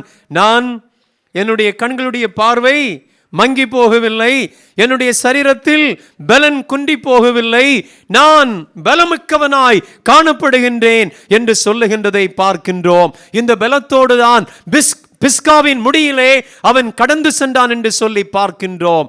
அங்கே அவனை கர்த்தர் மரிக்க பண்ணுகிறார்.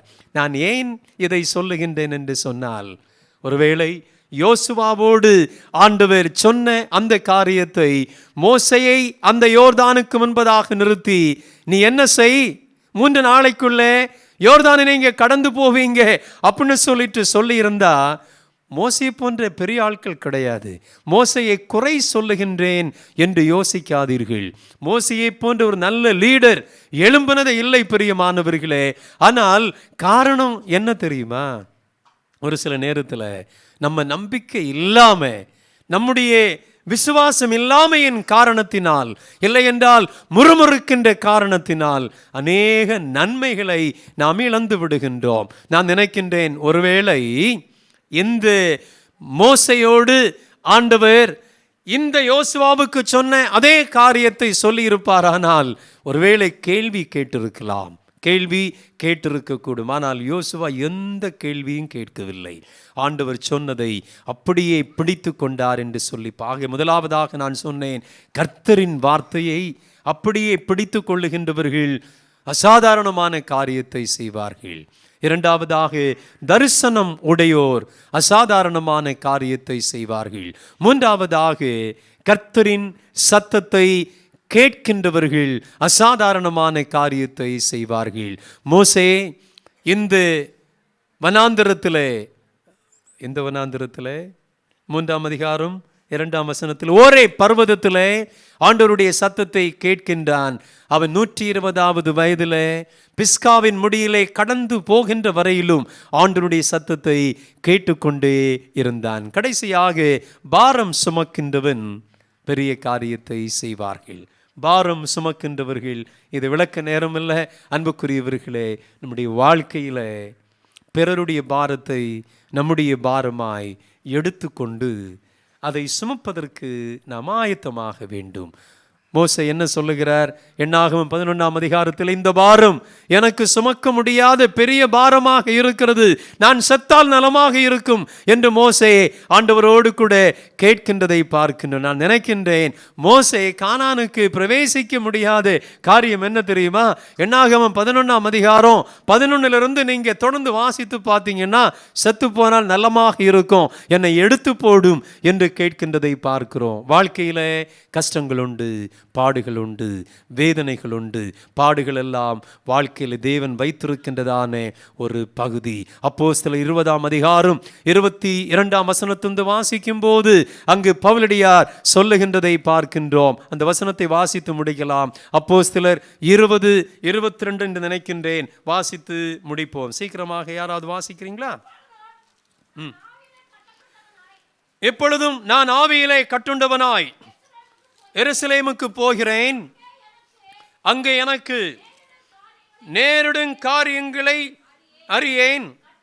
கட்டுக்களும் உபத்திரவங்களும் எனக்கு வைத்திருக்கின்றது என்று பரிசுத்த ஆவியானவர் பட்டணம் தோறும் தெரிவிக்கின்றதை மாத்திரம் அறிந்திருக்கின்றேன். ஆகிலும் அவைகளில் ஒன்றையும் குறித்து கவலைப்படேன். என் பிராணனையும் நான் அருமையாக எண்ணேன்.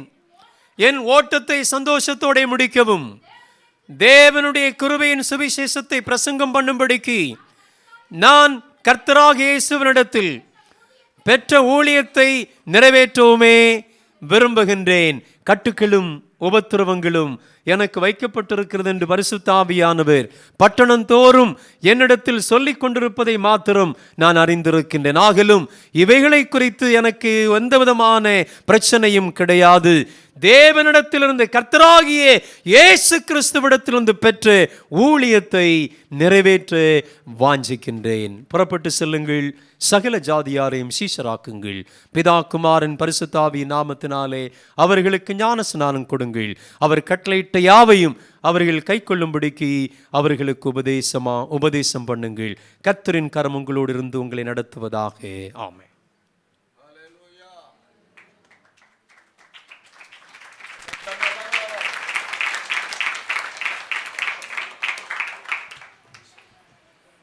அவருடைய திருமுகத்தை நோக்கி பார்த்து நம்ம எல்லாரையும் ஒப்பு கொடுத்து, நம்மை நாமே ஒப்பு கொடுத்து ஒரு சிறு ஜெபம் செய்வோம். பாஸ்டர் விக்டர் அவர்கள் இப்போ ஒரு ஜெபம் செய்வார்கள்.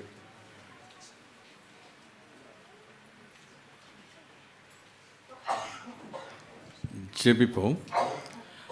அன்பின் ஆண்டவரே, இந்த அருமையான வேலைக்காக நாங்கள் உமக்கு நன்றி செலுத்துகிறோம். இந்த வேலையிலும் உடைய பரிசுத்த பிரசன்னமைகள் மத்தியில் இருப்பதற்காக நன்றி செலுத்துகிறோம். வார்த்தையாகிய தேவன் எங்களோடு நீர் பேசியிருக்கிறீர் ஆண்டவரே. அன்று யோசுவாவோடு பேசின தேவன், மோசையோடு பேசின தேவன் ஆண்டவரே, அவர்கள் அப்படியே வார்த்தைக்கு கீழ்ப்படிந்து தங்களை அர்ப்பணித்ததின் நிமித்தமாக அவர்களை மகிமையான காரியங்களை செய்யும்படியாக நீர் வழி நடத்தினீர் ஆண்டவரே. எங்களுக்கு கொடுத்த இந்த மாபெரும் ரட்சிப்பையும் அபிஷேகத்தையும் பெற்றிருக்கிற நாங்கள் ஆண்டவரே, கர்த்தாவே, எங்களுடைய அழைப்பு இன்னது என்பதை நாங்கள் அறிந்த ஆண்டவரே, கர்த்தாவே, நாங்கள் பெற்ற அந்த ரட்சிப்பின் சந்தோஷத்தை அறியாத மக்கள் ஆண்டவர் உலகத்திலே, எங்கள் தேசத்திலே வலதுகைக்கும் இடதுகைக்கும் வித்தியாசம் அறியாத எத்தனையோ கோடி மக்கள் உள்ள எங்கள் தேசத்துக்காக நாங்கள் பரிதவிக்கிறோம் ஆண்டவரே. கேட்ட சத்தியத்தின்படியாக ஆண்டவரே, நாங்கள் ஆண்டவரே எங்களுக்குள்ளாக ஒரு வைராக்கியம் எங்களுக்குள்ளாய் பற்றி எரியத்தக்கதாக எங்களுக்கு உதவி செய்வீராக ஆண்டவரே. அந்த அபிஷேகத்தின் வல்லமையை கொண்டு தேவன் எங்களுக்கு கொடுத்த கட்டளைகளின்படி ஆண்டவரே அநேகரை ஆண்டவரை கர்த்தாவுக்கு நீதிக்கு நேராய் நடத்த எங்களுக்கு கிருபை தரும்படியாக நாங்கள் செபிக்கிறோம். எங்களுக்கு அது ஒரு பாரம் ஆண்டவரே, நீர் எங்களுக்கு வைத்த ஒரு கட்டளை ஆண்டவரே. நாங்கள் பெற்ற அந்த ரட்சிப்பின் சந்தோஷத்தை அறியாத ஜனங்கள் ஒவ்வொரு நாளும் ஆண்டவரே நரகத்தை நோக்கி உம்மை அறியாத நிலையிலே மரித்து கொண்டிருக்கிற ஆத்துமாக்களுக்காக கரிசனையோடு பாரத்தோடு திறப்பின் வாசலில் நின்று கதறி ஜெபித்த அந்த மோசையை போல ஆண்டவரே, கட்டளைக்கு கீழ்ப்படிந்த யோசுவாவை போல ஆண்டவரே கத்தாவை தரிசனம் பெற்ற மக்களாய் நாங்கள் ஆண்டவர் அசாதாரணமான காரியங்களை ஆண்டவரை செய்யும்படியாக நீர் எங்களை தெரிந்தெடுத்தீர், பிரித்தெடுத்தீர் என்பதை நாங்கள் அறிந்த ஆண்டவரே கத்தாவே, உடைய வார்த்தையின்படி செய்ய எங்களுக்கு உதவி செய்யும்படியாக நாங்கள் ஜெபிக்கிறோம். கேட்ட சத்தியத்தின்படியாக ஆண்டவரை நாங்கள் எங்களை புதுப்பித்துக் கொள்ள இனிவரும் காலங்களிலே ஆண்டவரை துரிதமாய் எங்களுக்குள்ள ஓட்டத்தை நாங்கள் வெற்றிகரமாக ஓடி முடிக்க எங்கள் ஒவ்வொருவருக்கும் கிருபை செய்வீராக. திருக்கரத்தில் எங்களை அர்ப்பணிக்கிறோம். தேவ செய்தி கொடுத்த தேவதாசனையும் அவர் குடும்பத்தையும் ஊழியங்களையும் நீர் ஆசீர்வதியும். இயேசுவின் நாமத்தில் ஜெபிக்கிறோம் எங்கள் நல்ல பிதாவே, ஆமென்.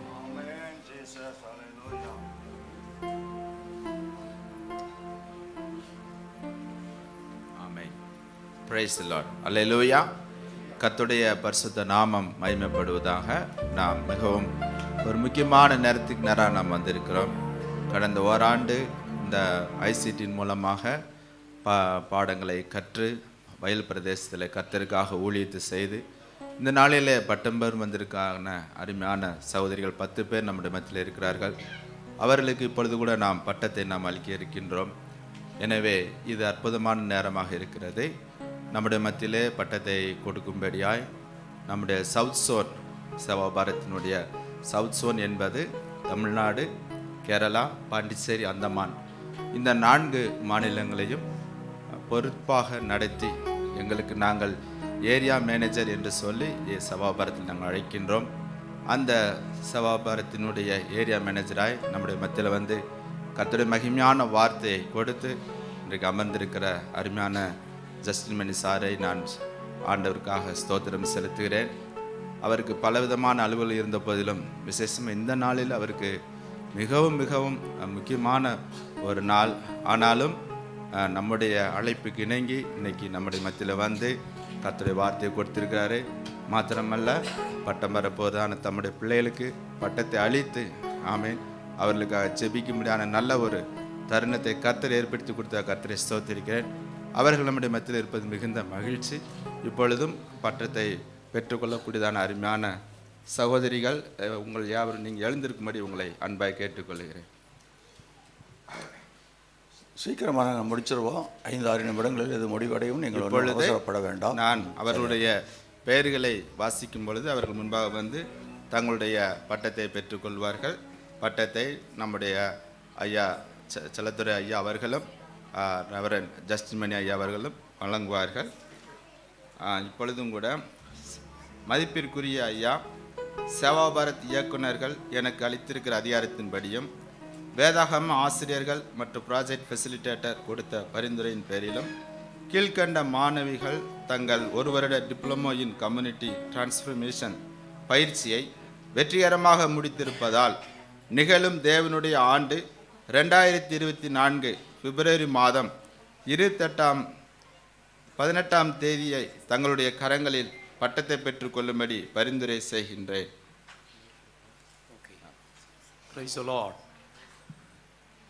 தேவனாகிய கர்த்தர் சேவா பாரத் இயக்குநர்களாகிய டாக்டர் சிரஞ்சீவி மற்றும் டாக்டர் கமலம்மா இவர்கள் எனக்கு கொடுத்த அதிகாரத்தின்படியே இந்த ப்ராஜெக்ட் ஃபெசிலிட்டேட்டர் அருமையான செல்லத்துறை ஐயா அவர்களும் ஃபேக்கல்டிஸ் இந்த நாளிலே கொடுத்த பரிந்துரையின் பேரிலே இன்றைக்கு உங்களை பட்டம் பெற்றவர்களாக அறிவிக்கின்றேன். தேவ கரம் உங்களோடு இருப்பதாக. ஆமென்.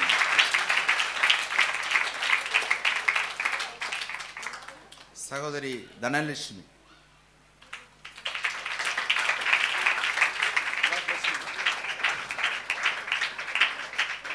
சகோதரி ஜெய் வேலண்டினா,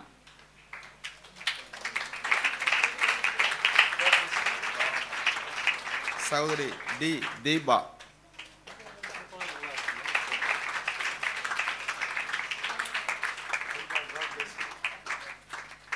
சகோதரி ஆர் செல்வி,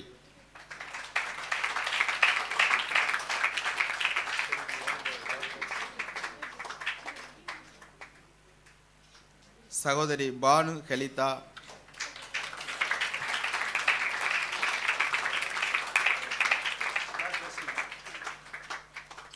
சகோதரி ஜெயஸ்ரீ,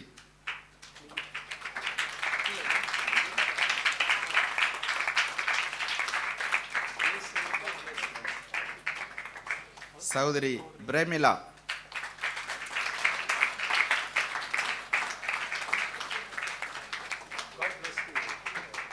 சகோதரி இந்திரா.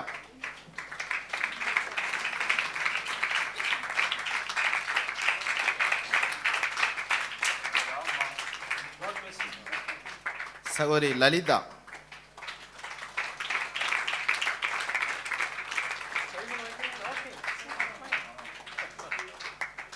சகோதரி வெண்ணிலா.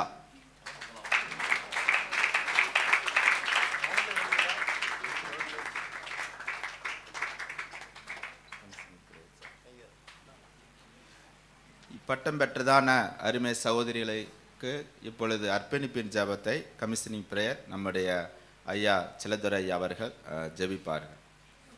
கர்த்தர் நல்லவர், மெய்யாகவே நல்லவர். அநேகருக்கு காலேஜில் போய் படித்து பட்டம் பெறுகிற சந்தர்ப்பம் இல்லை. ஆனால் இவர் கர்த்தருக்காக பட்டம் பெற்றிருக்கிறார்கள். அல்லேலூயா. நீங்கள் என்ன பெரிய பட்டம் பெற்றவங்களான்னா பட்டம் பெற்றவங்க தான். அல்லேலூயா. அதற்கு உங்களை அர்ப்பணித்திருக்கிறீர்கள்.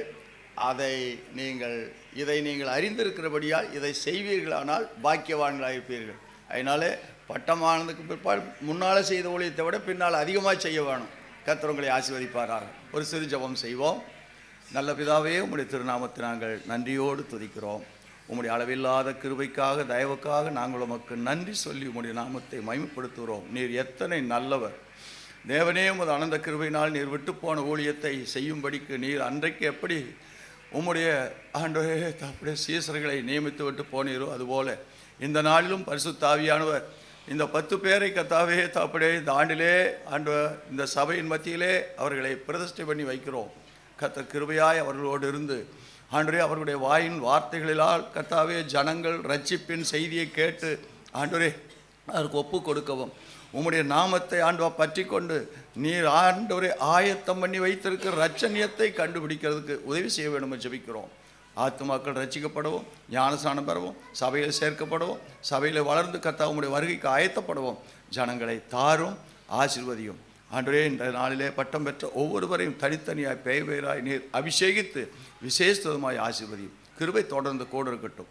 ஆண்டவரே இதுவரைக்கும் ஆண்டவரே அப்படியே உம்முடைய செய்தியை கேட்டும் இந்த ஆராதனையில் பங்கு பெற்றும் உம்மை மகிமைப்படுத்தின தேவ பிள்ளைகள் ஒவ்வொருவரையும் கர்த்தர் நீர் ஆசீர்வதித்து ஆண்டவரே நாங்கள் எழும்பி பிரகாசிக்கவும், உம்முடைய சுவிசேஷத்தை பிரசங்கம் பண்ணி தேவ ராஜ்யத்தை கட்டி எழுப்பவும், மக்கள் ஆண்டவரே அழிந்து போகிற மக்களுக்கு ஆண்டவரே நம்முடைய மகிமையான சுவிசேஷத்தின் ஒளியை ஆண்டவர் ஜீவ வழியை ஆண்டவரே விளங்க பண்ணி நாங்கள் ஆண்டவரே தாப்பனே எங்கள் தேசத்து மக்களுக்கு தொண்டாற்றவும் உதவி செய்யும். இதற்கு உதவிகரமாக இருக்கிற சேவா பாரத்தினுடைய ஊழியங்கள் அனைத்தையும் கர்த்தர் கிருபையாய் ஆசீர்வதிக்கவும், கர்த்தராகி ஆண்டவர்தாமே தடைகள் இடைவெளியெல்லாம் தகர்த்து போட்டுவிட்டு எங்கள் தேசம் தாப்பனே சேமம் அடையவும், எங்கள் தேசம் ரட்சிக்கப்படவும் நாங்கள் எங்களால் இயன்றதை செய்கிறதுக்கு கர்த்தர் நீர் எங்களுக்கு உதவி செய்ய வேண்டும் என்று ஜெபிக்கிறோம். பொறுப்பெடும் வழி நடத்தும். வந்திருக்க ஒவ்வொரு தேவ பிள்ளைகளையும் கர்த்தர் ஆசீர்வதியும். சபையார் அத்தனை பேர்களையும் ஆசீர்வதியும். ஆண்டவரே இந்த ஊழியத்தில் பங்கேற்று ஆண்டவரே தாப்பனே இந்த பட்டமளிப்பு விழாவிலும் பங்கேற்ற ஒவ்வொரு தேவதாசர்களையும் ஆசீர்வதித்து உம்முடைய நாமத்தை தொடர்ந்து மகிமைப்படுத்தும் கிருபைக்குள்ளே மறையும். இயேசு கிறிஸ்துவின் ஜீவனுள்ள நாமத்தில் ஜெபிக்கிறோம் பிதாவே. ஆமென் ஆமென். எல்லாரும் வாய் தந்து கர்த்தரை ஸ்தோத்திரம் பண்ணுவோம்.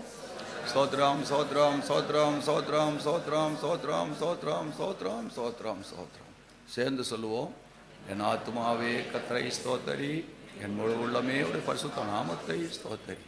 என் ஆத்துமாவே கர்த்தரை ஸ்தோத்தரி, கர்த்தர் செய்த சகல உபகாரங்களையும் மறவாதே. ஆமென். நம்முடைய கர்த்தராகிய இயேசு கிறிஸ்துனுடைய கிருபையும் பிதாவாகிய தேவனுடைய அன்பும் பரிசுத்த ஆவியானுடைய ஐக்கியமும் நம் அனைவரோடும் சேவா பாரத் இயக்கத்தோடும் மற்றும் இந்த நாளிலே பட்டம் பெற்ற தேவ பிள்ளைகளோடும் கூட கர்த்தரை நாம் முகமுகமாய் தரிசிக்கிற நாள் வரைக்கும் இருப்பதாக. ஆமென் ஆமென். Praise the Lord. Praise the Lord. God bless you.